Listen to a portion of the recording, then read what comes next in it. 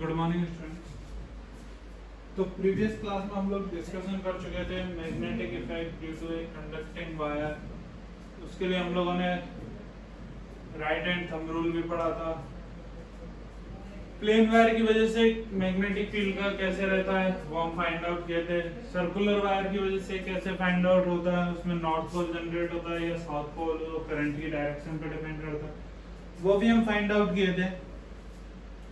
अब आगे बढ़ते हैं और नेक्स्ट लिखते हैं magnetic field due to a solenoid. Next क्या लिखोगे? मैग्नेटिक फील्ड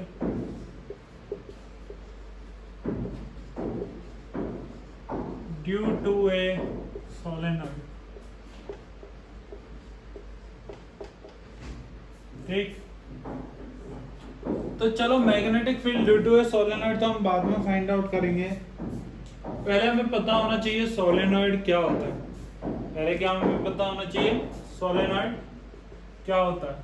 ठीक है, तो सोलेनॉइड बेसिकली क्या रहता है, जो सर्कुलर वायर रहते हैं उन्हें यदि हम इस तरह से वाइंड कर दें, जो सर्कुलर वायर होते हैं उन्हें इस तरह से हम वाइंड कर दें, वो एक सिलेंड्रिकल शेप ले लेते हैं। वो एक कौन सा शेप ले लें? Cylindrical shape. ये कॉपर इंसुलेटेड वायर होते हैं, इनको क्लोजली बाउंड किया जाता है। कॉपर इंसुलेटेड वायर, ठीक है। इसी शेप को हम क्या बोलते हैं? सोलेनॉइड। इसी को हम क्या बोलते हैं? सोलेनॉइड। ठीक है, कॉपर इंसुलेटेड वायर एक दूसरे से बहुत क्लोजली रैप्ड रहते हैं। तो ये जो शेप फॉर्म होता है वायर का, जो भी हमें दिखाई देता है उसको हम बाद में क्या नाम दे देंगे? सोलेनॉइड। ठीक है, तो सोलेनॉइड का डेफिनेशन लिखो। A coil of many circular wire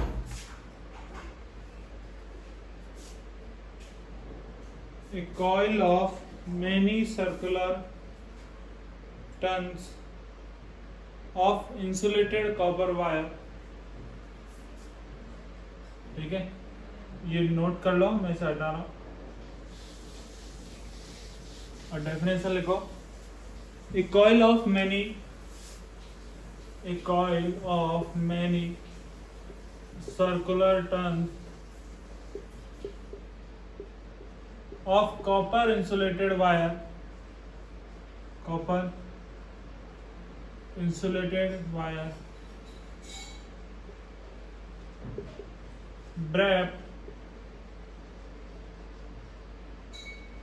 wrapped closely in the shape of a cylinder, in the shape of a cylinder,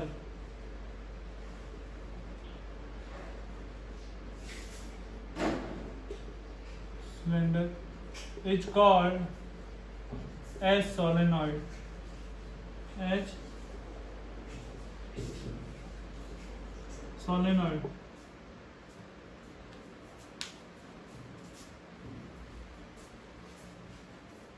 ठीक है, a coil of many circular turns of copper insulated wire,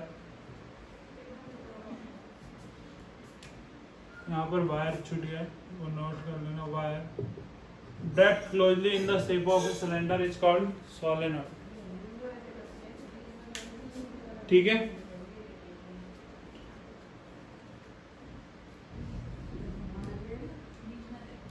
अब इसमें next लिखो। when we supply the current in the solenoid, when we supply the current in the solenoid,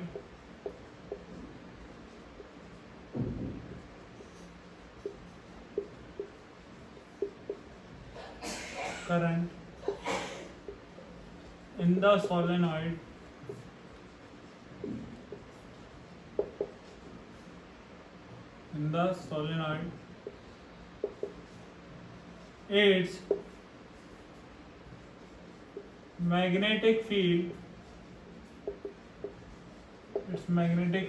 is same as bar magnet.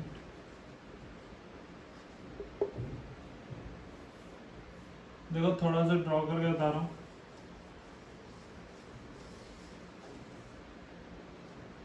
ठीक है, ये current flow किया तो यहाँ से इस टाइप में मैग्नेटिक फील्ड लाइंस एंटर करती है, फिर ये इधर स्ट्रेट अप्रॉक्सीमेटली स्ट्रेट होती है और ये इस कॉइल से इस टाइप में आउटवर्ड। ठीक है,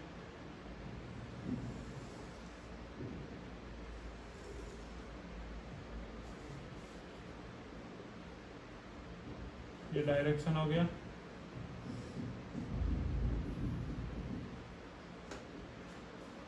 ठीक है, तो ये किसकी तरह वर्क करता है? नॉर्थ पोल की तरह, और ये एन की तरह, और ये किसकी तरह वर्क करता है? एस की तरह। तो when we supply the current in the solenoid, its magnetic field is same as the bar magnet. ठीक है, ये नोट करो, डायग्राम बनाओ।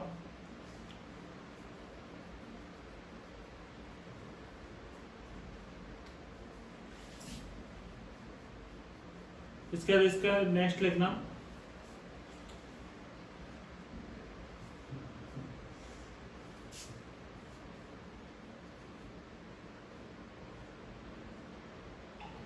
this is used to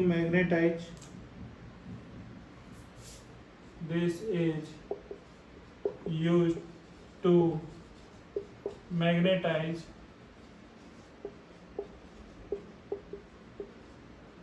a piece of magnetic material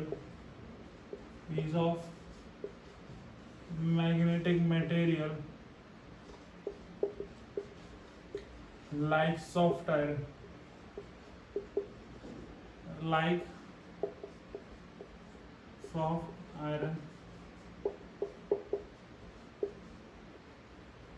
This is used to magnetize a piece of magnetic material like soft iron. When we place it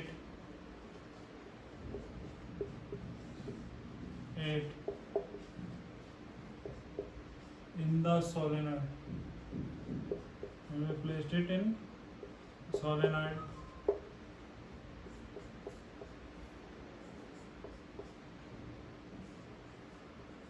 और next लिखना, electromagnets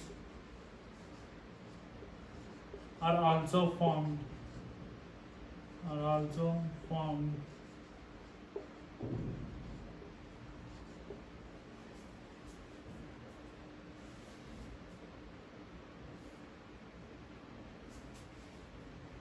electromagnets are also formed by the solenoid.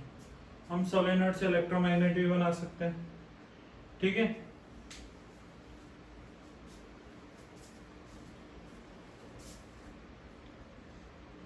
Next लिखो, next topic डालो, force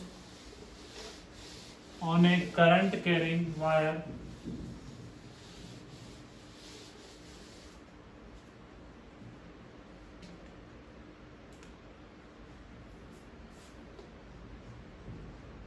force on a current carrying wire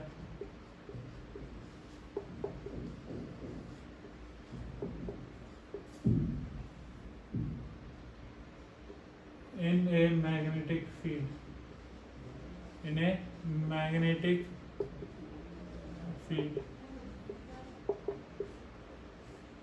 एक current carrying wire को जब हम magnetic field में place करते हैं तो उस पर यदि कोई फोर्स अप्लाई होता है तो हम वो कैसे फाइंड आउट करेंगे? ठीक है, तो देखो, अब यदि हम बात करते हैं कि force on A current carrying wire, क्या हमें यह पता है करंट कैरिंग वायर खुद अपना एक मैग्नेटिक फील्ड प्रोड्यूस करता है? करंट कैरिंग वायर खुद क्या प्रोड्यूस करता है, मैग्नेटिक फील्ड, और हम उसे किससे रिप्रेजेंट करते हैं, मैग्नेटिक फील्ड लाइन से। अब यदि कोई दो मैग्नेट हम पहले ही यहाँ पर रखे हुए हैं, एक मैग्नेट का ये कौन सा साउथ, और इधर हम लोगों ने रख दिया एक मैग्नेट का नॉर्थ पोल, तो क्या यहाँ पर दो मैग्नेटिक फील्ड जनरेट हो गए, यहाँ पर क्या हो गए, दो मैग्नेटिक फील्ड जनरेट हो गए। और यदि दो मैग्नेटिक फील्ड इस टाइप से जनरेट हो चुके हैं तो या तो ये एक दूसरे को क्या करेंगे, अट्रैक्ट करेंगे, या फिर ये एक दूसरे को क्या करेंगे, रिपेल करेंगे। ऐसा ही होता है, यदि दो मैग्नेटिक फील्ड जनरेट हो गए, दो मैग्नेट को हम नियरली एक दूसरे के कांटेक्ट में लाते हैं, तो वो या तो एक दूसरे को क्या करते हैं, अट्रैक्ट करते हैं, या फिर एक दूसरे को क्या करते हैं, रिपेल करते हैं। तो इसीलिए जब हम किसी भी करंट कैरिंग वायर को एक मैग्नेटिक फील्ड में रखते हैं तो उस पर क्या अप्लाई होता है, फोर्स, उस पर क्या अप्लाई होता है, फोर्स अप्लाई होता है। अब वो फोर्स हम कैसे फाइंड आउट करें, ये सबसे इंपॉर्टेंट है। वो फोर्स किधर की डायरेक्शन में अप्लाई होगा, पहले तो यही पता होना चाहिए। तो डायरेक्शन ऑफ जो फोर्स है वो हम फाइंड आउट करते हैं फ्लेमिंग्स का left hand rule. Direction of force on a current carrying wire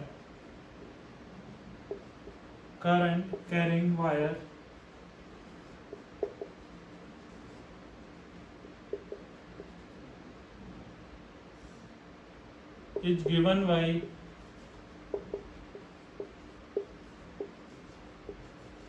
Fleming left hand rule।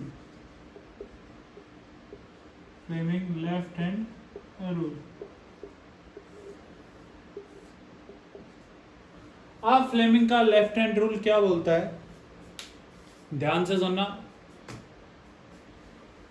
पहले तो ये बताओ कौन सा हैंड यूज करना है इस रूल के लिए, लेफ्ट हैंड। कौन सा यूज करना है, लेफ्ट हैंड यूज करना है। अब ये रूल क्या बोलता है, stretch the four finger, thumb and middle finger of your left hand. ये रूल क्या बोलता है, stretch the forefinger, middle finger and thumb of your left hand in such a way that they are mutually perpendicular to each other। क्या करना है, अपना left hand लो, उसका four finger, middle finger और थंब, इन तीनों को क्या करो, एक दूसरे के इस तरह से प्लेस करो कि ये तीनों एक दूसरे के क्या रहे, परपेंडिकुलर रहे। ठीक है। If the forefinger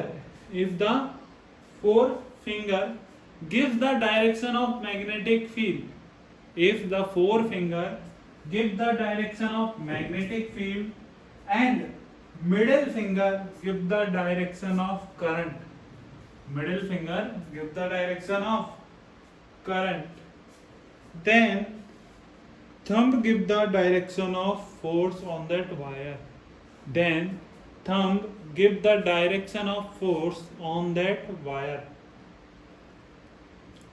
देखो क्या किया कि लेफ्ट हैंड का थंब, फोर फिंगर और मिडिल फिंगर, इन तीनों को इस तरह से प्लेस करो कि ये तीनों एक दूसरे के क्या रहे, परपेंडिकुलर। ये तीनों एक दूसरे के क्या रहे, परपेंडिकुलर म्यूचुअली। जब फोर फिंगर किसकी डायरेक्शन को रिप्रेजेंट करे, मैग्नेटिक फील्ड। जब फोर फिंगर किसकी डायरेक्शन को रिप्रेजेंट करे, मैग्नेटिक फील्ड। मिडिल फिंगर किसकी डायरेक्शन को रिप्रेजेंट करे, करंट इन दैट वायर। उस वायर में जो करंट का डायरेक्शन है उसको कौन रिप्रेजेंट करे, मिडिल फिंगर। तो जो हमारा थंब है वो किसके डायरेक्शन को रिप्रेजेंट करेगा, मैग्नेटिक फोर्स की डायरेक्शन को।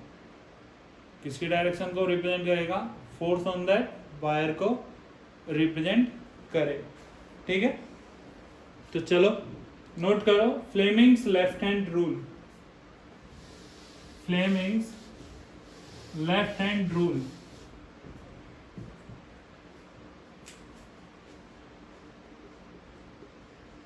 Fleming's left hand rule। ये रूल क्या बोला, stretch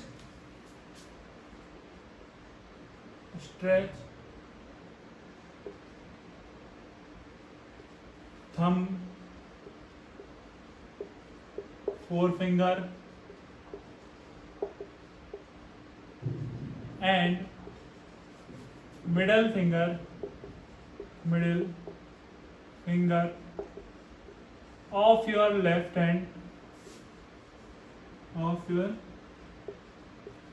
hand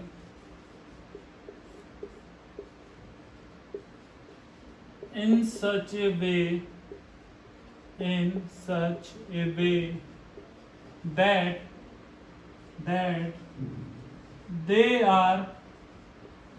they are mutually perpendicular. They are mutually perpendicular to each other. They are mutually perpendicular to each other. ठीक है, इसमें आगे लिखो, if forefinger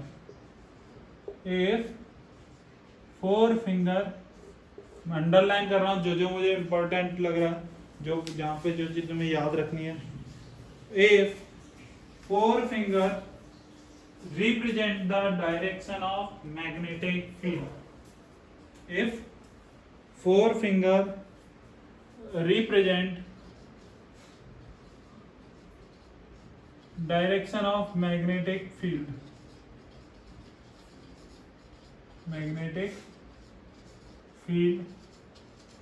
ठीक है. Next middle finger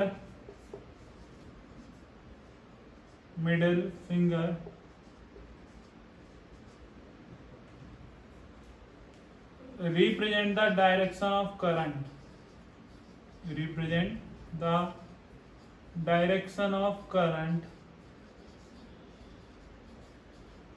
in wire,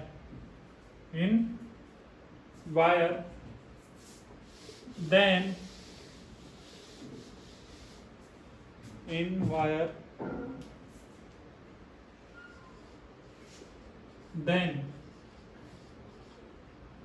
thumb will give the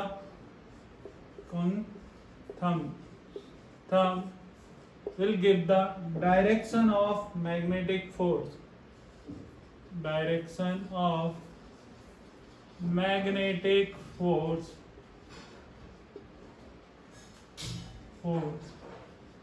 on that wire,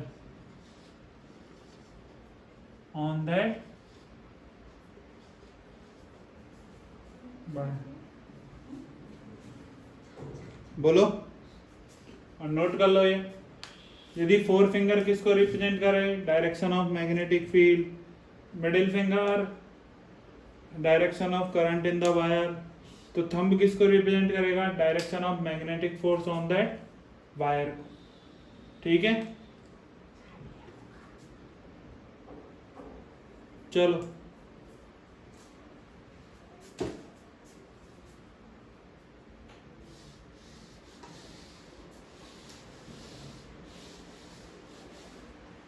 अब देखते हैं इस पर कैसे क्वेश्चन आते हैं. पहले मैं मैग्नेटिक फील्ड का थोड़ा बता देता हूं. नेक्स्ट लिख लो मैग्नेटिक फील्ड डायरेक्शन.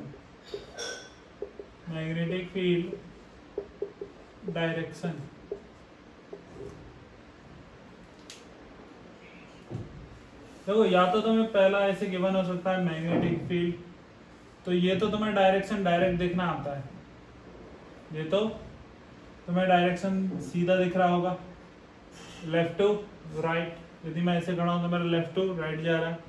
दूसरा, ये भी डायरेक्शन हो सकता है, ठीक, ये राइट टू लेफ्ट मेरे. थर्ड हमें गिवन होता है मैग्नेटिक फील्ड कभी कभी डॉटेड में. मैग्नेटिक फील्ड कभी कभी हमें इसके गिवन होता है डॉट में, इस टाइप से. इसका मतलब क्या होता है, ये मैग्नेटिक फील्ड का डायरेक्शन है आउटवर्ड. इस मैग्नेटिक फील्ड का डायरेक्शन क्या है, आउटवर्ड.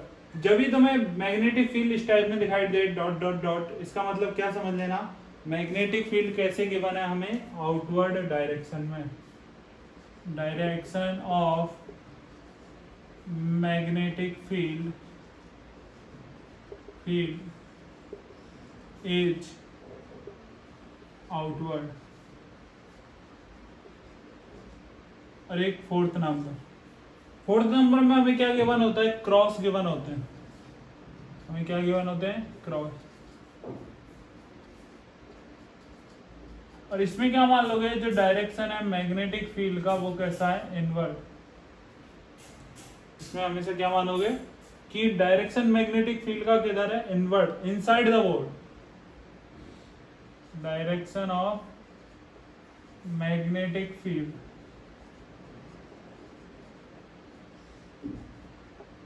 Is inward.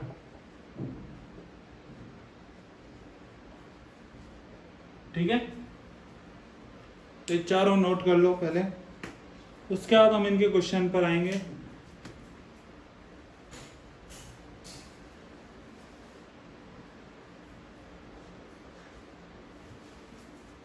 चलो कर लिया नोट।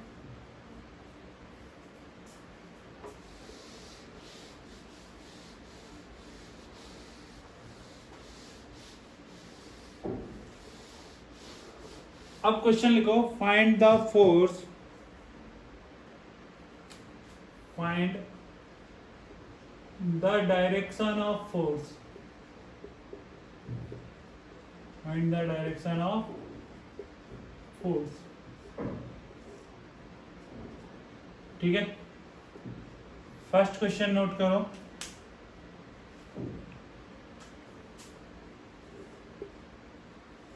ये रहा मैग्नेटिक फील्ड का डायरेक्शन। मैग्नेटिक फील्ड को हम बी से रिप्रेजेंट करते हैं। ठीक है, ये हमें वायर गिवन है, वायर में करंट का डायरेक्शन है अपवर्ड, वायर में करंट का डायरेक्शन कैसा है, अपवर्ड। तो चलो बताओ,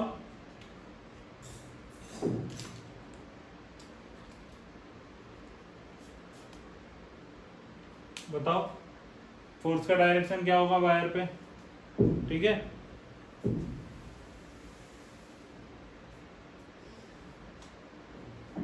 तो चलो देखो, पहला सवाल है, मैं बताता हूं। अब बताओ वायर में करंट का डायरेक्शन क्या है, अपवर्ड। अब हमसे क्या बोला जाता है कि placed your four finger, Fleming's left hand rule क्या बोलता है, placed your four finger in the direction of magnetic field. क्या मैग्नेटिक फील्ड का डायरेक्शन इस टाइप में है, तो क्या मेरा फोर फिंगर मैग्नेटिक फील्ड का डायरेक्शन में होना चाहिए, यस। तो मैंने फोर फिंगर को किधर रख दिया, मैग्नेटिक फील्ड की डायरेक्शन में। प्लेस्ड योर मिडिल फिंगर, यदि ये मेरा मिडिल फिंगर है तो इसको मुझे किसकी डायरेक्शन में प्लेस करना है, क्या करंट की डायरेक्शन में। लेकिन क्या करंट की डायरेक्शन आउटवर्ड है, तो क्या मुझे ऐसे रखना पड़ेगा, मुझे कैसे रखना पड़ेगा, इस टाइप में। तो ये किसका डायरेक्शन हो गया, मैग्नेटिक फील्ड का, ये किसका डायरेक्शन हो गया, करंट का। Then the direction of thumb, then the direction of thumb give the direction of force. बोलो, क्या डायरेक्शन ऑफ थंब इनसाइड आ रहा है, डायरेक्शन ऑफ थंब किधर आ रहा है, इनसाइड। देखो डायरेक्शन ऑफ थंब तुम्हें किधर दिखाई देगा, इनसाइड दिखाई देगा, किधर दिखाई देगा, इनसाइड। तो इसलिए इस वाले वायर पर फोर्स किधर लगेगा, इनसाइड। फोर्स का डायरेक्शन क्या हो गया, ठीक है। ऐसे ही सेकंड में हमें इस टाइप में गिवन है, इस बार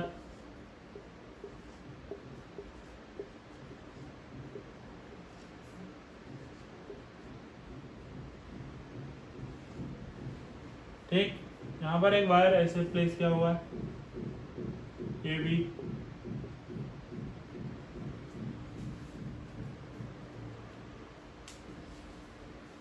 किधर लगेगा, बताओ फोर्स का डायरेक्शन। यूज करो फ्लेमिंग का लेफ्ट हैंड रूल, डायरेक्शन बताओ।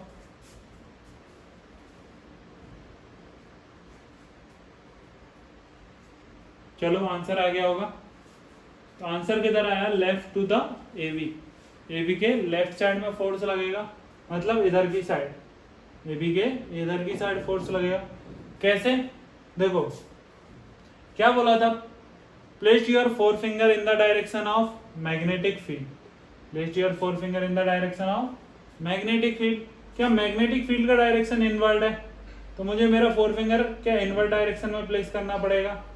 Place your middle finger in the direction of current, बोलो। और जो थंब का डायरेक्शन होगा वो हमें किसके बारे में बताएगा, बोलो। थंब का डायरेक्शन किसके बारे में बताएगा, क्या मैग्नेटिक फोर्स के डायरेक्शन के बारे में।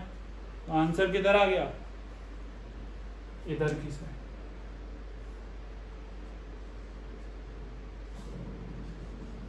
लेफ्ट टू AB, AB के लेफ्ट साइड। बात समझ में आई? ठीक है।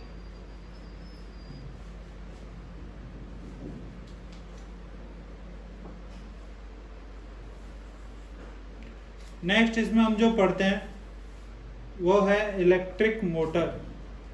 वो क्या है, इलेक्ट्रिक मोटर। इलेक्ट्रिक मोटर एक ऐसा डिवाइस है जो इलेक्ट्रिकल एनर्जी को किस में कन्वर्ट करता है, मैकेनिकल एनर्जी में। एक ऐसा डिवाइस है इलेक्ट्रिक मोटर जो क्या काम करता है, इलेक्ट्रिकल एनर्जी को किस में कन्वर्ट करता है, मैकेनिकल एनर्जी में। ठीक है। जैसे कि हमारे घर में ये फैन है, मोटर लगी हुई रहती है, तो फैन क्या काम करता है, जैसे हमने स्विच ऑन किया इसमें करंट जाता है, करंट फ्लो होता है और ये क्या होने लगता है, रोटेट होने लगता है। तो ये जो इसको इलेक्ट्रिकल एनर्जी मिल रही है ये उसको किस में कन्वर्ट कर रहा है, वाइंड एनर्जी में, विंड एनर्जी में कन्वर्ट कर रहा है। तो बहुत सारी टाइप की मैकेनिकल एनर्जी होती है, लेकिन कन्वर्ट कौन हो रही है, इलेक्ट्रिकल एनर्जी।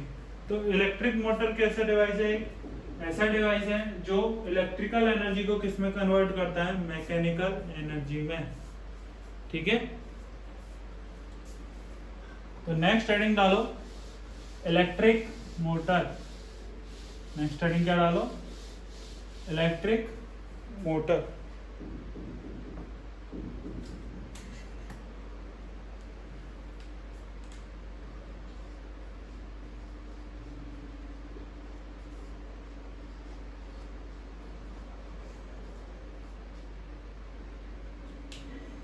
इसका पहले लिख लो क्या किसे बोलते हैं electric motor. It is a device which convert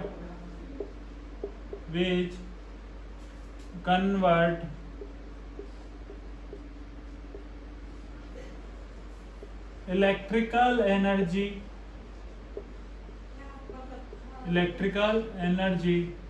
into mechanical energy।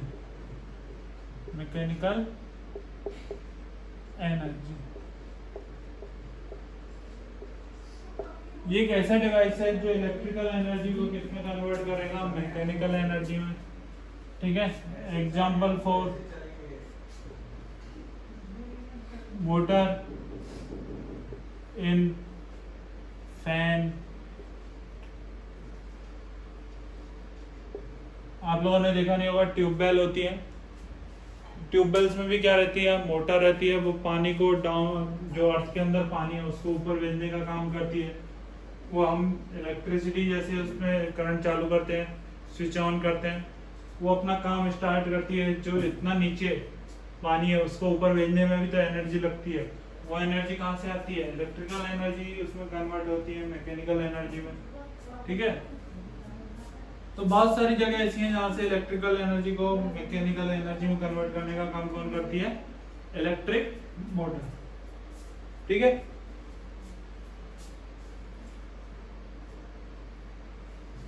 Next लिखना, इट इज बेस्ड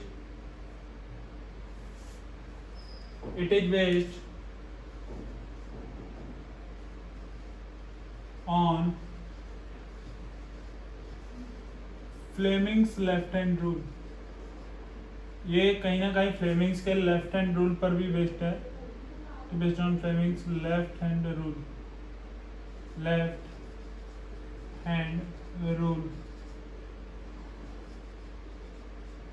ब्रैकेट में लिख लेना, force on A current carrying wire. Force on A current carrying wire.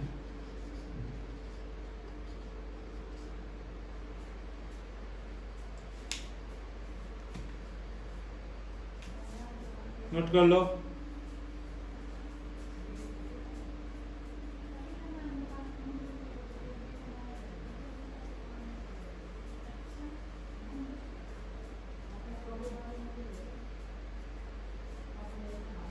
चलो, तो ये तो लिख लिया इसके बारे में, ये किस पर बेस है। अब ये क्या होती है, कैसे होती है, क्या इसका डायग्राम रहता है, कैसे इसका कंस्ट्रक्शन होता है, कैसे इसका वर्किंग होता है, ये भी तो जानना उतना ही जरूरी है।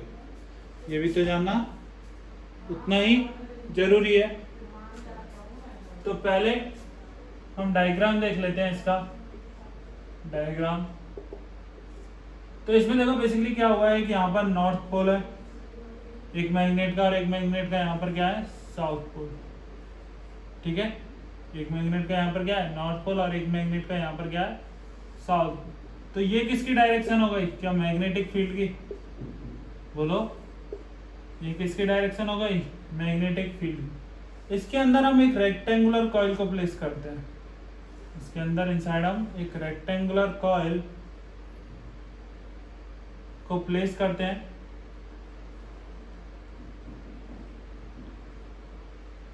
ये ए बी सी डी एक रेक्टेंगुलर कॉइल है। यहाँ पर जो दो लगे रहते हैं इन्हें हम स्प्लिट रिंग बोलते हैं। इन्हें हम क्या बोलते हैं, स्प्लिट रिंग।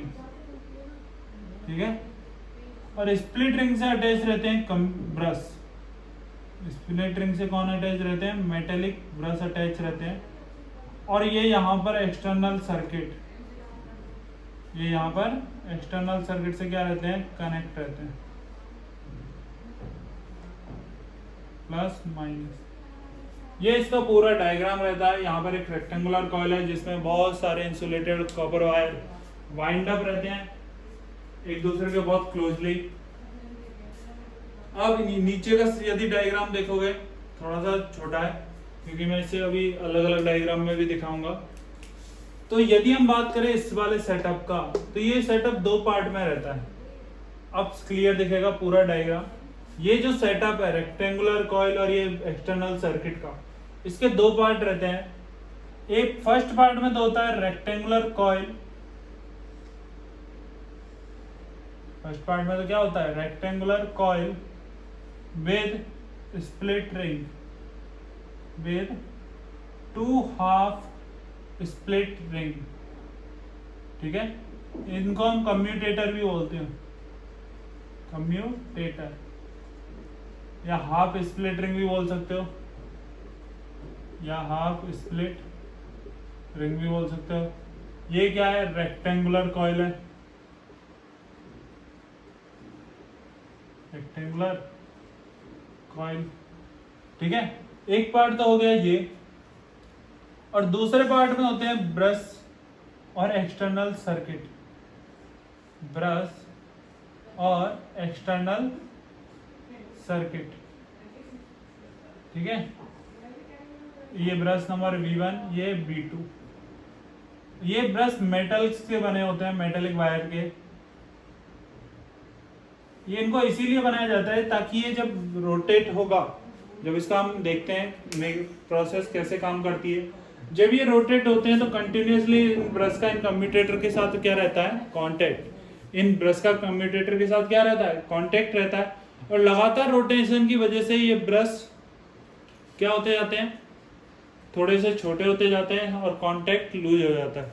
इसलिए हमें समय समय पर इन ब्रश को चेंज करना पड़ता है, इसलिए इसको अलग बनाया जाता है। और ये दो स्प्लिट रिंग है, C1 और C2।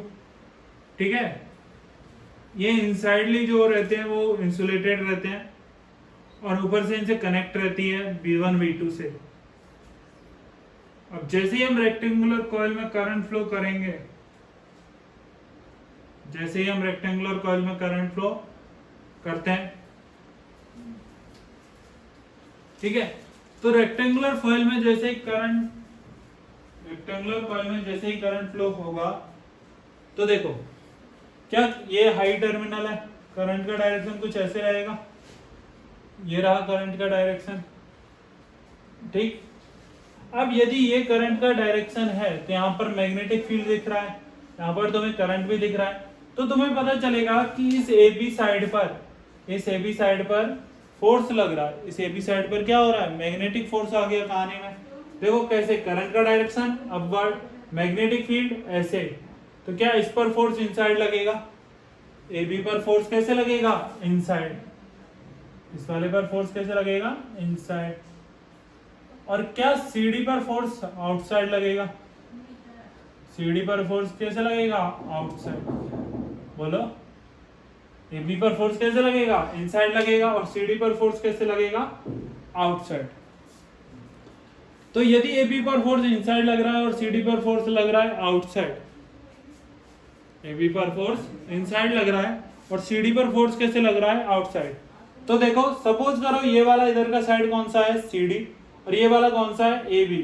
तो यदि मैं इस पर अंदर फोर्स लगाता हूं और इस पर बाहर, इस पर अंदर, क्या ये रोटेट होना स्टार्ट कर देगा, ये क्या करना स्टार्ट कर देगा, रोटेट होना। समझ सकते हो, यदि दो ऐसे, देखो यदि ऐसे इसकी जगह पर ये लो, ये रेक्टेंगुलर कॉइल है, इसको मैं बाहर खींचता हूँ और इसको अंदर भेजता हूँ, तो क्या ये रोटेट हो रहा है, ये क्या होगा, रोटेट होगा। तो इसलिए ये यहाँ पर जो रेक्टेंगुलर कॉइल हम लिए हैं, ये क्या कर देती है, स्टार्ट रोटेट होना, ये क्या करती है, स्टार्ट रोटेट होना, और ये कंटिन्यूअसली क्या होगी, रोटेट होगी। लेकिन अब आती है हमारी बात सबसे इंपॉर्टेंट, जैसे ही ये अपना हाफ साइकिल कंप्लीट करती है, जैसे ही ये अपना हाफ साइकिल क्या करेगी, कंप्लीट करेगी, तो सीडी वाला पार्ट है, सीडी वाला पार्ट वो क्या इधर आ जाएगा, और क्या एबी वाला पार्ट इधर आ जाएगा, सीडी वाला पार्ट इधर आ जाएगा और एबी वाला पार्ट इधर आ जाएगा।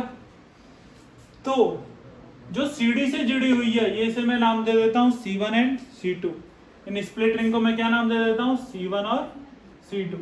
तो क्या C2 इस बार B1 ब्रश से कनेक्ट हो जाएगी, C2 किससे कनेक्ट हो जाएगी, B1 ब्रश से, और क्या C1 इस बार B2 ब्रश से कनेक्ट हो जाएगा, बोलो, इस बार C1 किससे कनेक्ट हो जाएगा, B2 से, और C2 किससे हो गया, B1 से। तो जो करंट का डायरेक्शन पहले था, जो करंट का डायरेक्शन पहले था, क्या वो करंट का डायरेक्शन चेंज हो गया, वो करंट का डायरेक्शन क्या हो गया, चेंज हो गया। और यदि करंट का डायरेक्शन चेंज हो गया तो सीडी में इस बार करंट क्या, अपवर्ड हो जाएगी, सीडी में इस बार करंट क्या जाएगी, अपवर्ड, और एबी में करंट कैसी जाएगी, डाउनवर्ड, एबी में करंट कैसी जाएगी, डाउनवर्ड। लेकिन क्या मैग्नेटिक फोर्स का, मैग्नेटिक फील्ड का डायरेक्शन तो अभी भी सेम है, तो क्या मैग्नेटिक फोर्स का डायरेक्शन भी चेंज हो जाएगा, किसका डायरेक्शन, मैग्नेटिक फोर्स का भी डायरेक्शन क्या हो जाएगा, चेंज हो जाएगा। जो पहले एबी पर इनसाइड था, जो पहले एबी पर इनसाइड था, क्या वो अब एबी पर आउटसाइड होगा, बोलो, क्या होगा, वो एबी पर आउटसाइड हो जाएगा। और जो सीडी पर आउटसाइड था, क्या वो सीडी पर इस बार इनसाइड हो जाएगा, वो सीडी पर इस बार क्या हो जाएगा, इनसाइड हो जाएगा। क्या इसी प्रोसेस से लगातार ये मोटर कंटिन्यू रोटेट होगी, इसी प्रोसेस से ये मोटर लगातार क्या होगी, कंटिन्यूअसली रोटेट होगी। ये क्या हो गया, इस मोटर का कंप्लीट वर्किंग। ठीक है, बोलो समझ में आ गया। तो चलो डायग्राम बना लो, डायग्राम बना लो सभी लोग, फिर इसके बारे में हम लिखते हैं कि इसमें क्या क्या होता है।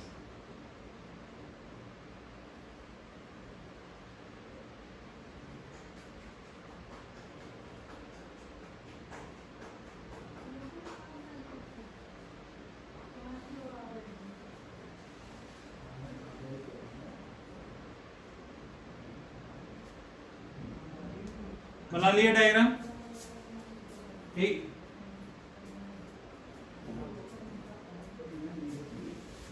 ये अलग अलग बनाना है इसी टाइप में जैसे मैंने बनाया है।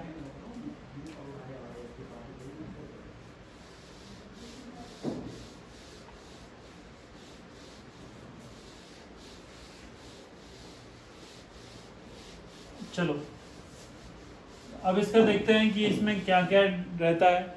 तो इसमें लिखना स्टार्ट करो। Electric motor consist of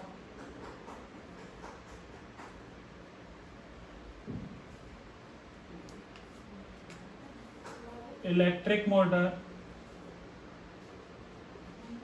consists of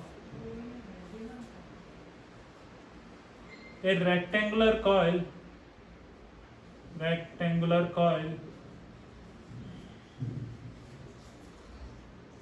of insulated copper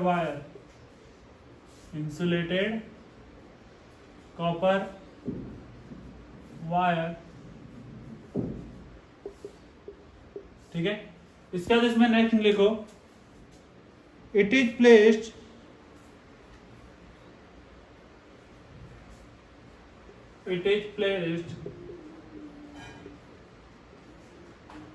between two magnetic poles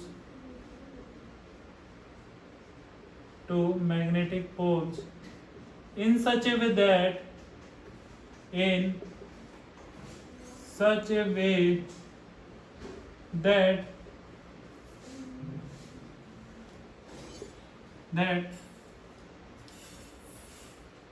that AB and CD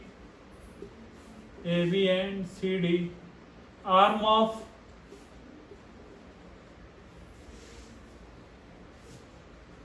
rectangular coil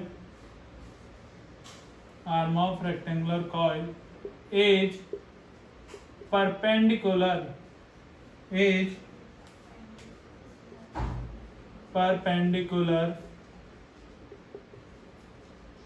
to the magnetic field,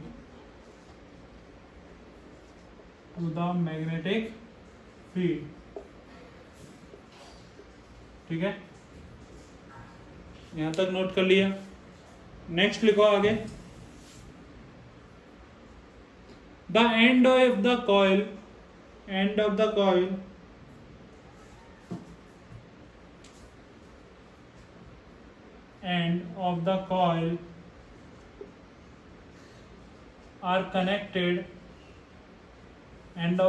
are connected to the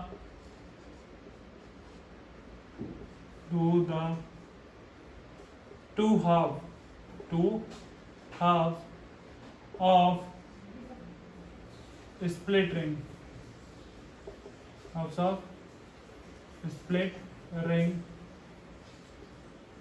bracket में लिख लेना C1 एंड C2।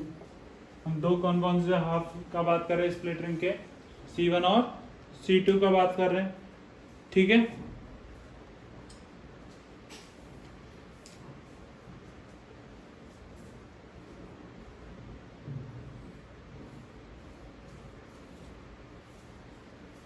इसके बाद इसमें next लिखो, the inner side of the two halves is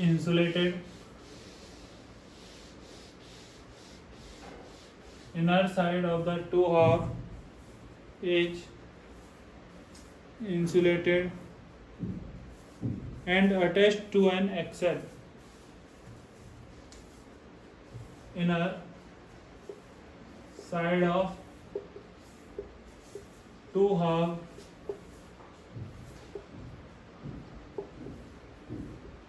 is insulated and attached to an axle,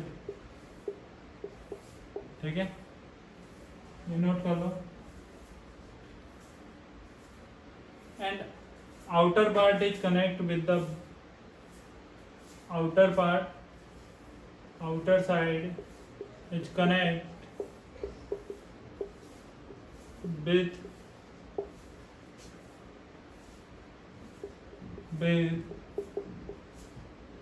conducting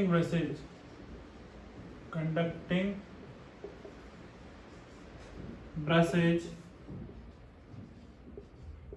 B1 and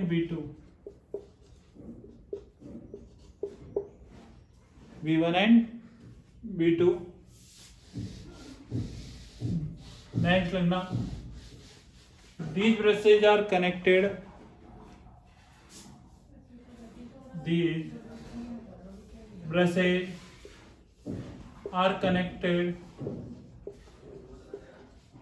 connected by an external circuit.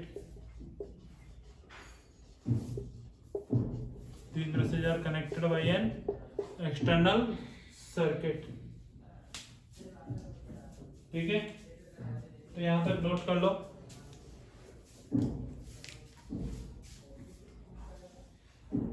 Next लिखो working of motor. Next लिखो working of motor.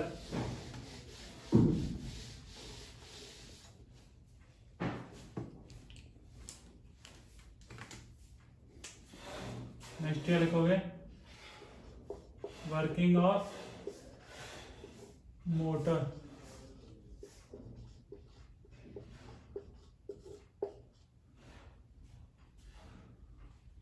Initially,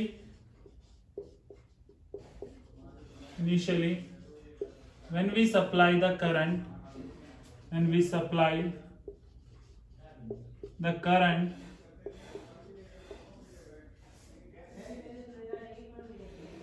the direction of current in AB is upward. In AB is upward, and in CD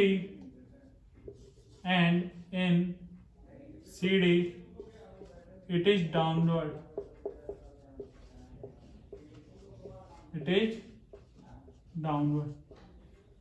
तो AB में तो starting में current कैसा है? Upward.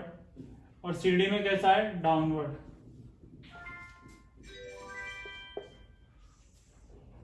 ठीक है, तो नेक्स्ट लिखो by the Fleming's left hand rule,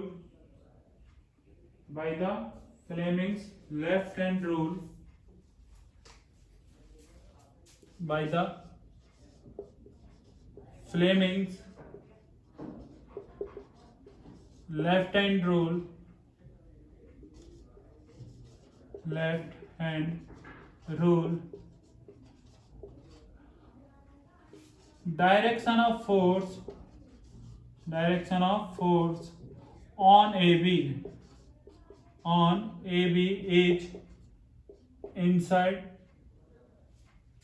Direction of force on AB is inside, and on CD it is outside.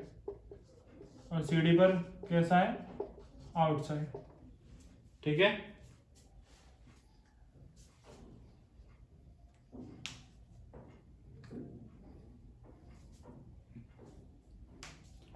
due to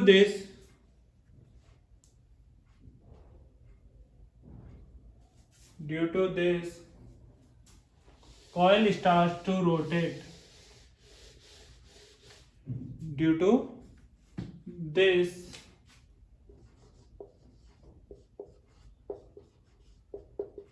coil start to rotate.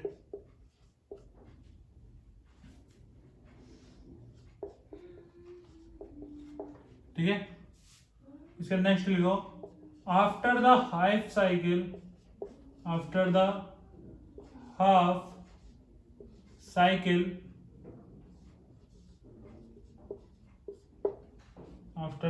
Cycle C2 touch brush B1 and after the half cycle C2 touch brush B1 and C1 touch brush B2. C1 touch brush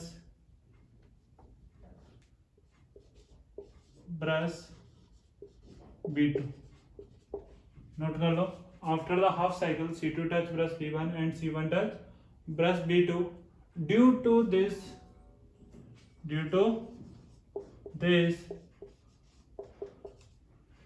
now direction of current direction of current in CD is upward. CD is upward and in AB is downward. बात समझ आ रही है? तो जैसे ही half cycle complete हुआ, C2 ने किसको touch कर लिया? B1 ब्रश को, और C1 ने किसको टच कर लिया? B2 ब्रश को। इसीलिए जो डायरेक्शन ऑफ करंट था वो क्या हो गया? चेंज हो गया। पहले क्या था? CD में डाउनवर्ड था और AB में कैसा था? अपवर्ड था। लेकिन अब क्या हो गया? CD में अपवर्ड और AB में डाउनवर्ड।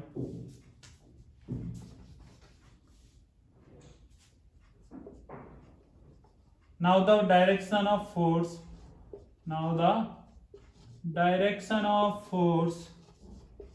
on AB is बोलो किधर होगा? क्या outward? And on CD it is downward.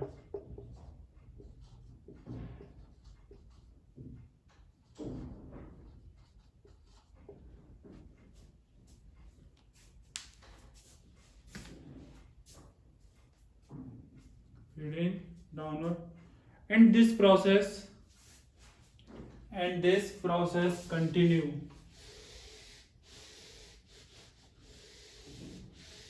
And this process continue, and this process continue, and this process continue up to when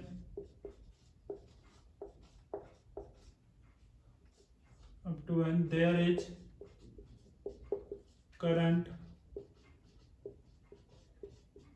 in the circuit.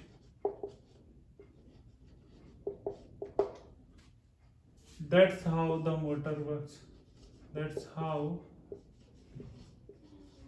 motor works. ठीक है?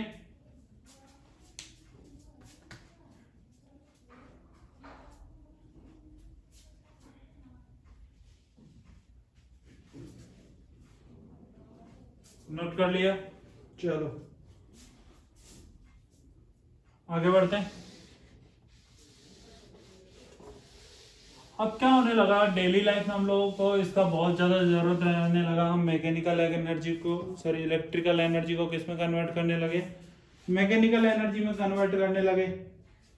तो इसलिए हमारे commercial जो मोटर्स है, जो आज के टाइम में जो कॉमर्शियल मोटर्स हैं, उनमें कुछ कुछ मॉडिफिकेशन कर दिया, जिसकी वजह से जो हमारे लिए थोड़ा प्रॉफिटेबल रहे। ठीक है? तो इसमें लिखो, in the commercial Motors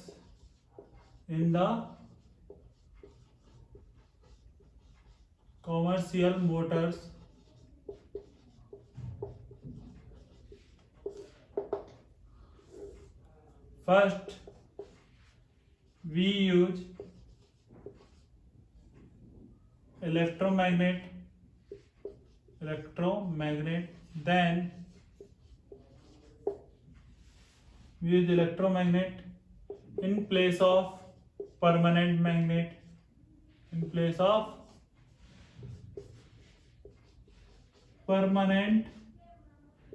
magnet,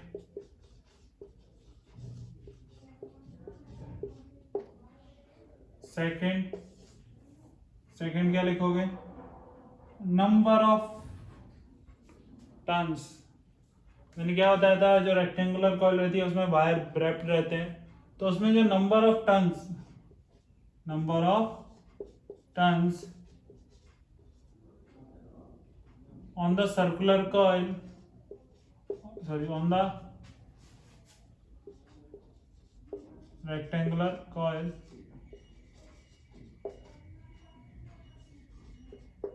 increase, उनको भी क्या कर दिया, बढ़ा दिया गया, क्योंकि जितने ज्यादा नंबर ऑफ हम टर्न्स बढ़ाएंगे रेक्टेंगुलर कॉइल में, जितने ज्यादा नंबर ऑफ टर्न्स हम बढ़ाएंगे उतना ही ज्यादा क्या होगा, करंट इंक्रीज करेगा, उतना ही ज्यादा क्या होगा, करंट इंक्रीज करेगा, और उतना ही ज्यादा अमाउंट में, मतलब यदि हमें हाई पावर की भी मोटर चाहिए तो हमें हाई पावर की मोटर फाइंड आउट हो जाएगी।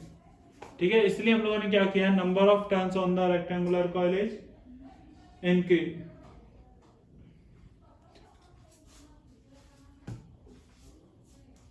ठीक है, ए soft iron core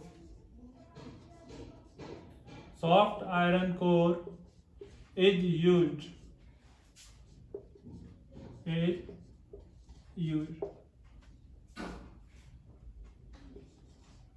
and combination of rectangular coil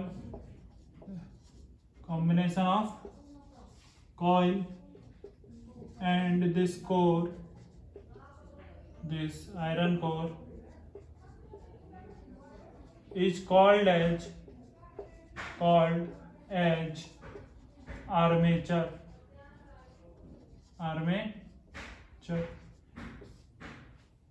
armature का इंग्लिश लिख लेना ARMATUR,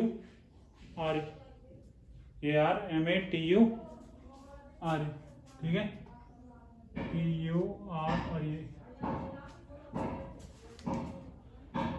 तो ये हो गया हमारा इलेक्ट्रिक मोटर।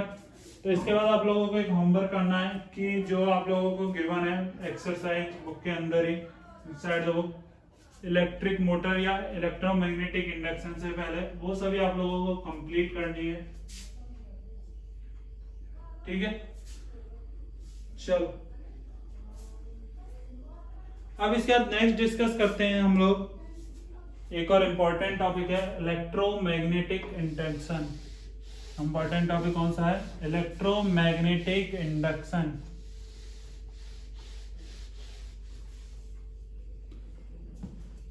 बहुत इंपॉर्टेंट टॉपिक है इलेक्ट्रोमैग्नेटिक इंडक्शन। यदि 12th क्लास में साइंस लेते हो तुम इसके बाद, तो 12th क्लास में एक अलग चैप्टर है पूरा मैग्नेटिक इफेक्ट पे ही, 4 से 5 चैप्टर है इलेक्ट्रोमैग्नेटिक इंडक्शन।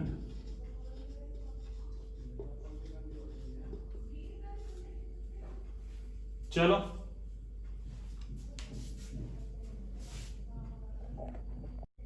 देखो, तो जैसा कि हम लोगों ने पढ़ा था मैग्नेटिक इफेक्ट ऑफ करंट में, कि यदि कोई भी करंट कैरिंग वायर है तो उसके चारों ओर क्या जनरेट होता है, मैग्नेटिक फील्ड। ये किसने दिया था, साइंटिस्ट और स्टेट ने बताया था। ऐसे एक और प्रोसेस आया इलेक्ट्रोमैग्नेटिक इंडक्शन।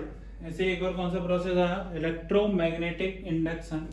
और इलेक्ट्रोमैग्नेटिक इंडक्शन में क्या था कि यदि हम एक सर्कुलर कॉइल रखते हैं, यदि एक कॉइल रखा है, इसको हमने किससे कनेक्ट कर दिया, एमीटर से, क्योंकि या तो एमीटर से कनेक्ट कर दो या फिर किसी से बल्ब से कनेक्ट कर दो। अब हम इसके अराउंड क्या लाते हैं, एक मैग्नेट। हम इसके पास क्या लाते हैं, मैग्नेट लाते हैं, और इस मैग्नेट को हम कंटिन्यूअसली क्या करते हैं, मूव करते हैं। इस मैग्नेट को हम कंटिन्यूअसली क्या करते हैं, मूव करते हैं। तो हमें पता चलता है कि इस एमीटर में कुछ ना कुछ रीडिंग दिखे, हमें एमीटर में कुछ ना कुछ रीडिंग क्या होता है, दिखाई देता है। अब एमीटर में रीडिंग कब जनरेट होगा, जब इस सर्किट से क्या फ्लो हो, करंट। एमीटर में रीडिंग क्या, एमीटर क्या कैच करता है, क्या करंट। एमीटर किसको मेजर करता है, करंट को मेजर करता है।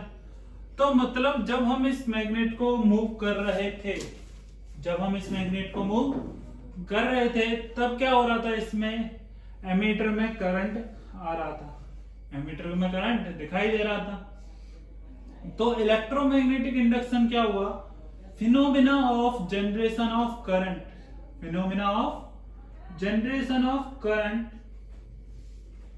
ठीक है, किसमें, इन the coil, phenomena of generation of current in the coil when the coil is subjected in a magnetic field, मतलब कि वो मैग्नेट लगातार क्या कर रहा है, मूव कर रहा है। अब यदि हमने देखा था मैग्नेट के बारे में, हम लोगों ने पहले ही मैग्नेट के बारे में देखा हुआ है, मैग्नेट से क्या जनरेट होती है, मैग्नेटिक फील्ड, उन्हें हम किससे रिप्रेजेंट करते हैं? मैग्नेटिक फील्ड लाइन से रिप्रेजेंट करते हैं। ठीक है, आउटवर्ड में इस टाइप में रहती है, नॉर्थ टू साउथ। और जब हम इस मैग्नेट को इस तरह से मूव करेंगे, जब इस मैग्नेट को हम कंटिन्यूअसली क्या करेंगे? मूव करेंगे, तो कॉइल से जो पास होने वाली मैग्नेटिक फील्ड ऑफ लाइंस है, कॉइल से जो पास होने वाली मैग्नेटिक फील्ड ऑफ लाइंस है, वो क्या होती है? लगातार चेंज होती है। वो क्या होती है? लगातार चेंज होती है। इसी चेंज की वजह से, इसी चेंज की वजह से क्या जनरेट हो रहा है? इस कॉइल के अंदर current. Magnetic field of lines है और ये कंटिन्यूअसली चेंज हो रही है, और उसी चेंज की वजह से इसके अंदर क्या प्रोड्यूस होता है? करंट। ठीक है, तो इसका डेफिनेशन लिखो इलेक्ट्रोमैग्नेटिक इंडक्शन का।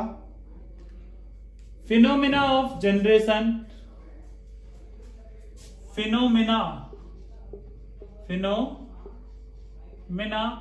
Of generation, phenomena of generation of current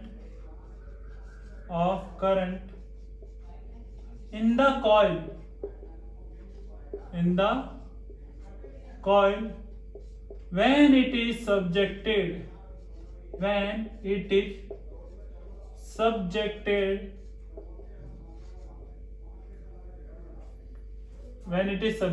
to place in a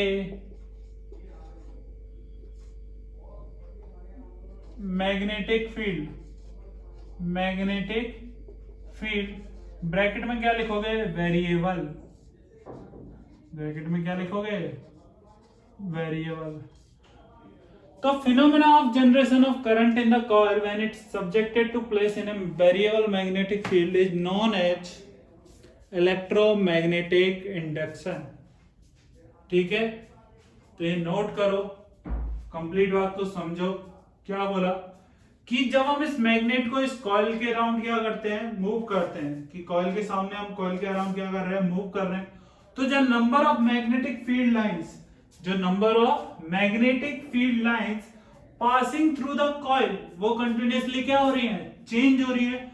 उसी चेंज की वजह से इसमें क्या आ रहा है? इंड्यूस्ड करंट आ रहा है। उसी चेंज की वजह से क्या आ रहा है? इंड्यूस्ड करंट आ रहा है। बोलो, क्या बात समझ में आया? ठीक है, या तो हम ऐसा कर सकते हैं, हम इसको मूव करें, या फिर हम ऐसा भी तो कर सकते हैं, हम इस सेटअप को लेकर मूव करना स्टार्ट कर दें। तो दोनों में ही सेम क्या रहेगा? सेम बात। जब दोनों में क्या रहेगा? Relative motion. जब दोनों में एक दूसरे के रेस्पेक्ट में क्या रहेगा? मोशन रहेगा। मतलब यदि दोनों में एक दूसरे के रेस्पेक्ट में मोशन है, तो जो number of magnetic field lines passing through the coil क्या होनी चाहिए? चेंज होनी चाहिए। मेन हमारा पॉइंट कौन सा है? Number of magnetic field lines passing through the coil यदि चेंज होगी तो इसमें क्या जनरेट होगा? मैग्नेटिक फील्ड जनरेट होगा। बोलो, बात समझ में आ गई? ठीक है, तो नेक्स्ट लाइन में लिख लेना, current is generated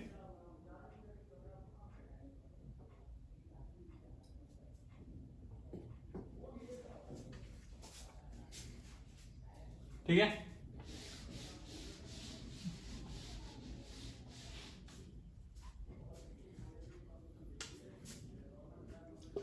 current is generated in the coil because magnetic field lines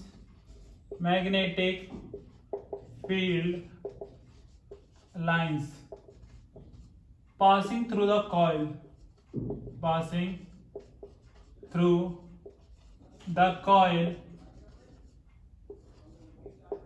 is continuously changing. Magnetic field lines passing through the coil is continuously changing. That's why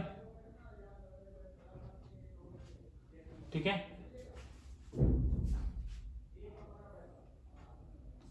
next लिखते हैं this generated current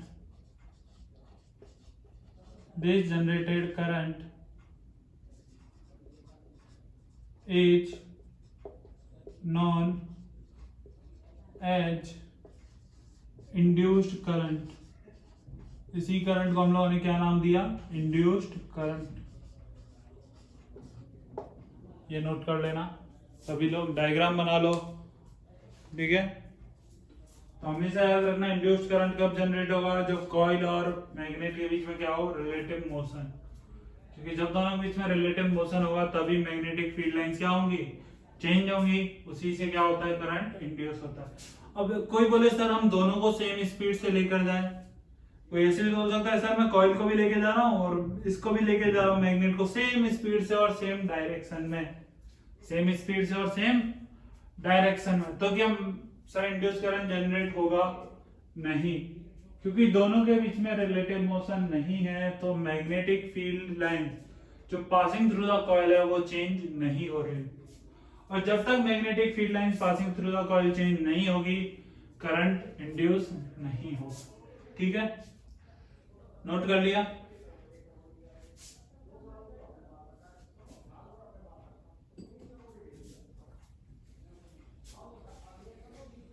इसमें एक और line लिखो important,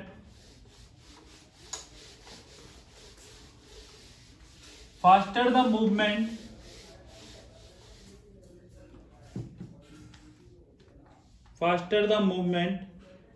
of current, faster the movement of magnet or coil,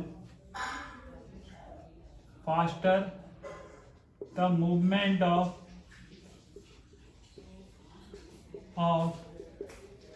magnet or coil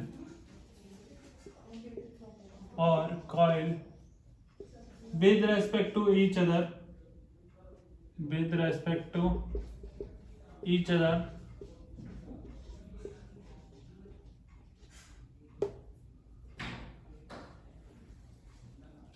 number of magnetic field lines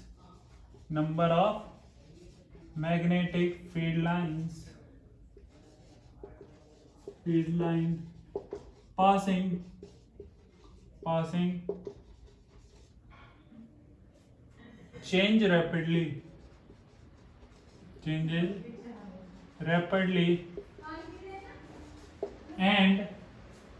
changes rapidly and the amount of induced current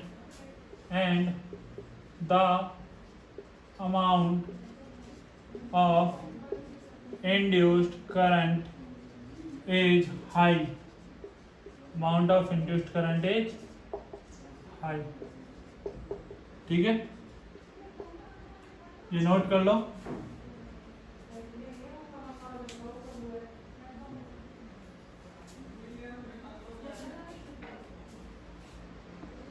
चलो, तो हमने देख तो लिया कि जितना ज्यादा फास्ट होगा मूवमेंट उतना ही ज्यादा उसमें करंट प्रोड्यूस होगा, क्योंकि उतना ही ज्यादा number of magnetic field line जो पास हो रही है वो चेंज होंगी। लेकिन अब हम पता कैसे करें कि जो करंट इंड्यूस हो रहा है उस करंट का डायरेक्शन क्या है, तो उस करंट का डायरेक्शन फाइंड आउट करने के लिए एक साइंटिस्ट थे, ठीक है। जैसे हम लोगों ने फ्लेमिंग्स लेफ्ट हैंड रूल पढ़ा था, वैसे ही हम लोग यहाँ पर करंट का डायरेक्शन फाइंड आउट करने के लिए कौन सा रूल पढ़ लेते हैं? Fleming's right hand rule. कौन सा रूल पढ़ते हैं? फ्लेमिंग्स राइट हैंड रूल, ठीक है। तो नेक्स्ट हेडिंग डालो फ्लेमिंग्स राइट हैंड रूल। क्या डालोगे? Fleming's right hand. तो चलो लिखो फ्लेमिंग्स राइट हैंड रूल।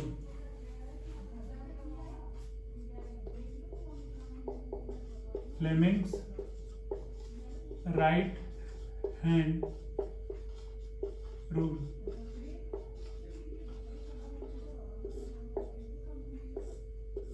ठीक है, Fleming's right hand rule.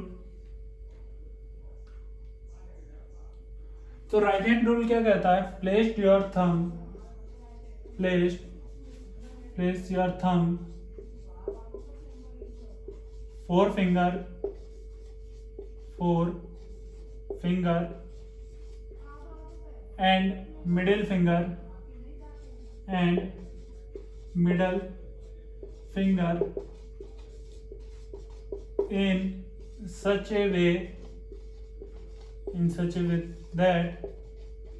that they are mutually perpendicular to each other, so that they are mutually perpendicular to each other. ठीक है, इसमें आगे लिखो, if the forefinger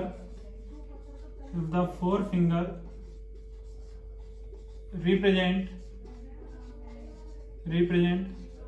direction of magnetic field,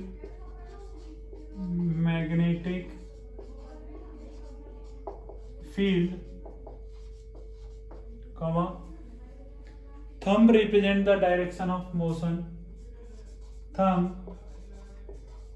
represent the direction of motion, bracket coil और magnet, ठीक है, कोई भी मूव कर सकता है. then middle finger represent the direction of induced current, then middle finger represent the direction of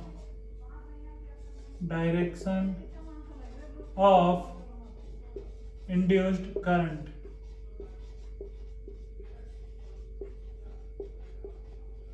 ये क्या हो गया? इसकी हेल्प से हम फ्लेमिंग्स राइट हैंड रूल की हेल्प से हम फाइंड आउट कर सकते हैं इंड्यूस्ड करंट का डायरेक्शन क्या होगा.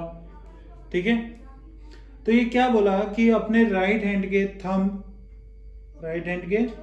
थंब, फोर फिंगर और मिडिल फिंगर को इस तरह से रखो कि वो तीनों एक दूसरे के क्या हो? परपेंडिकुलर. वो तीनों एक दूसरे के क्या हो जाएं? परपेंडिकुलर हो जाएं. ठीक है, if four finger represent the direction of magnetic field, यदि राइट हैंड का फोर फिंगर किसको रिप्रेजेंट कर रहा है? Direction of magnetic field. Thumb represent the direction of motion, then the middle finger represent the direction of induced current. ठीक है, चलो देखते हैं कैसे.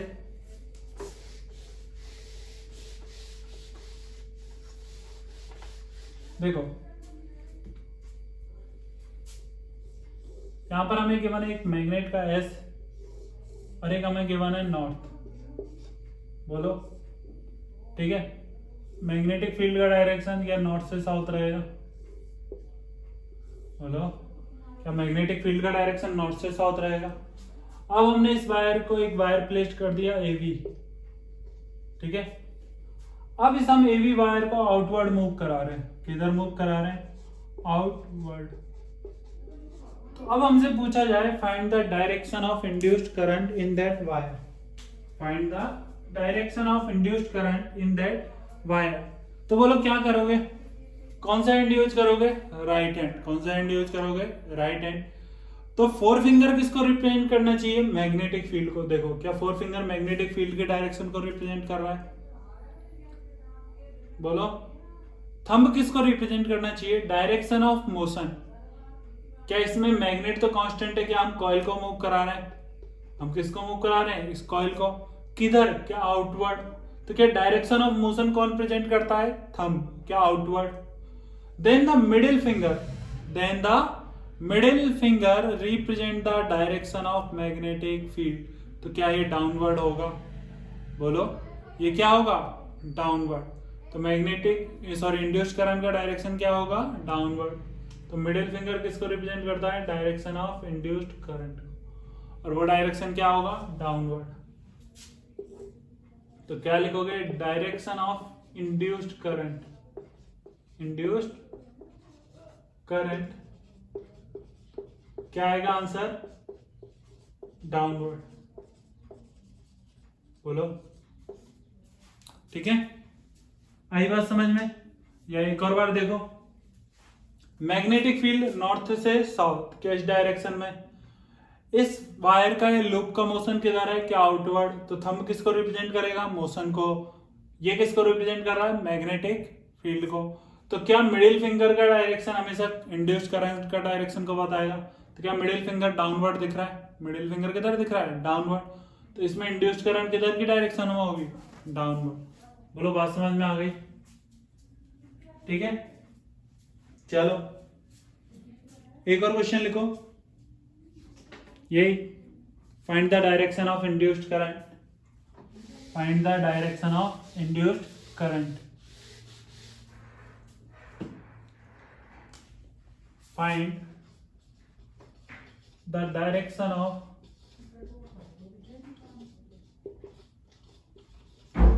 Induced current.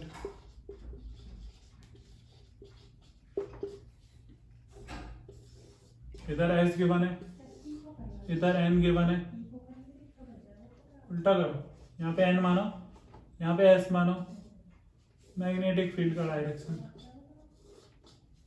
यहाँ पर ये वायर प्लेस्ड है, लूप प्लेस्ड है ए बी, और हम इस ए बी का मूवमेंट करा रहे हैं inward, movement inward direction, inward direction. ठीक है, अब बताओ जो इंड्यूस्ड करंट का डायरेक्शन होगा वो क्या होगा? इंड्यूस्ड करंट का डायरेक्शन क्या होगा?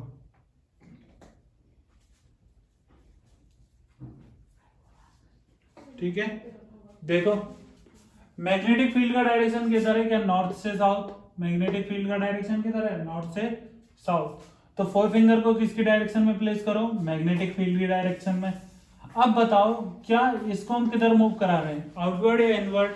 क्या इनवर्ड। थंब किसको रिप्रेजेंट करता है? क्या डायरेक्शन ऑफ मोशन को। तो क्या इनवर्ड आ गया? डायरेक्शन ऑफ मोशन क्या आ गया? इनवर्ड। और मिडिल फिंगर किसको रिप्रेजेंट करता है? डायरेक्शन ऑफ करंट को। मिडिल फिंगर किसको रिप्रेजेंट करता है? डायरेक्शन ऑफ इंड्यूस्ड करंट को। तो इसमें इंड्यूस्ड करंट का डायरेक्शन क्या है? Inward, sorry downward. आंसर क्या हो गया? डाउन। बोलो, बात समझ में आ गई? ठीक है, तो हम लोगों ने फ्लेमिंग्स लेफ्ट हैंड रूल सीख लिया, राइट हैंड रूल सीख लिया। इसके बाद जो हम नेक्स्ट पढ़ते हैं वो रहता है about the alternating current and direct current. Next हम किसके बारे में पढ़ते हैं? Alternating current and direct current. तो नेक्स्ट लिखो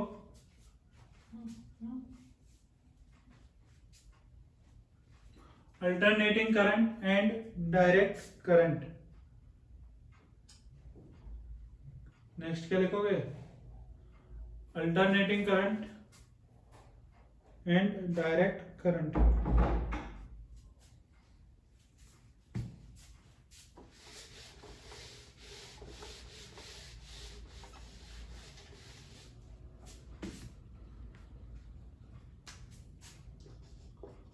अल्टरनेटिंग करंट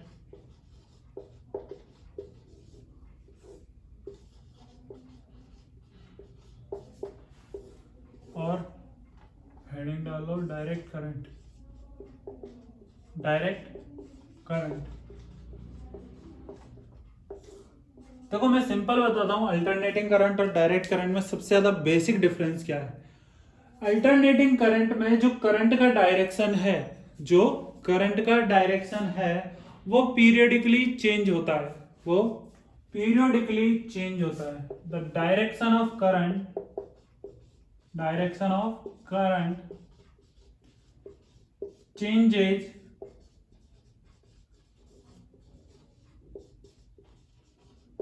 पीरियोडिकली, ठीक है। सबसे इंपॉर्टेंट अंतर है अल्टरनेटिंग करंट और डायरेक्ट करंट में। इसमें क्या होता है, direction of current does not change, current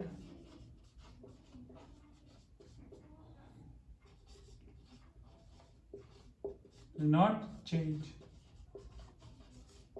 सबसे बेसिक अंतर। हमेशा याद रखना, अल्टरनेटिंग करंट में करंट का डायरेक्शन पीरियोडिकली एक फिक्स टाइम इंटरवल के लगातार क्या होता है, चेंज होता है, और डायरेक्ट करंट में करंट का डायरेक्शन चेंज नहीं होता है। अब source of alternating current, source of AC is represented by this symbol. हमेशा AC करंट के सोर्स को हम किससे रिप्रेजेंट करते हैं, इस सिंबल से रिप्रेजेंट करते हैं। Second, source of DC is represented by this. तो source of DC current is represented by this, ठीक है। नोट कर लो AC और DC के बारे में। अल्टरनेटिंग करंट का जो डायरेक्शन है वो पीरियोडिकली चेंज होता है, DC करंट का डायरेक्शन चेंज नहीं होता, ठीक है। ये तो सिंपल मैं बता रहा हूं। ये किस लिए बता रहा हूं, क्योंकि जो हम नेक्स्ट टॉपिक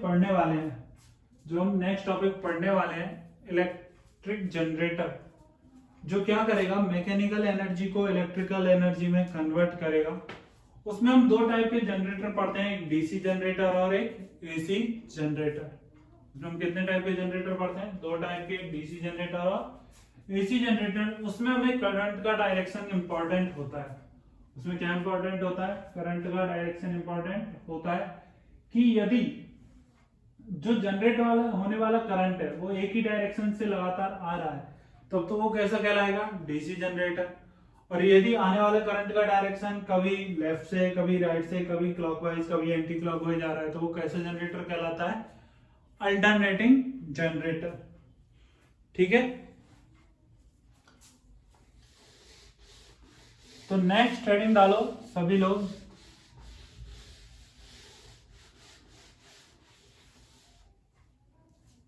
जनरेटर।